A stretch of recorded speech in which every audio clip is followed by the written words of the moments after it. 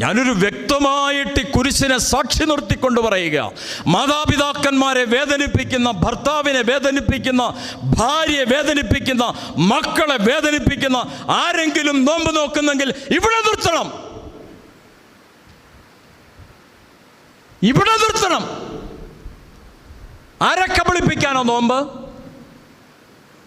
ദൈവത്തെ വിശുദ്ധീകരിക്കാനോ? നീ വിശുദ്ധീകരിക്കുന്നില്ലെങ്കിൽ ദൈവത്തെ കബളിപ്പിക്കാൻ ശ്രമിക്കരുത്. നോമ്പുകാലം വിശുദ്ധി പൂക്കുന്ന കാലമാ. നോമ്പുകാലം അവനവനെ അറിയുന്ന കാലമാ. നോമ്പുകാലം മാതാപിതാക്കന്മാരെ അറിയുന്ന കാലം. നോമ്പുകാലം സ്വന്തം സഹോദരനെ അറിയുന്ന കാലമായി തീരണം. ഇല്ലാതെ നോമ്പാണെന്ന് പറഞ്ഞ് തലേ തുണിയിട്ടത് ഇപ്പോൾ ഇരിക്കുന്നൊക്കെ കണ്ടാൽ കന്യാമറിയാമിൻ്റെ കുഞ്ഞമ്മയുടെ മക്കളാണെന്നാണ് പറയുന്നത്. ഇവിടെ നിറങ്ങണം തനി സ്വഭാവം.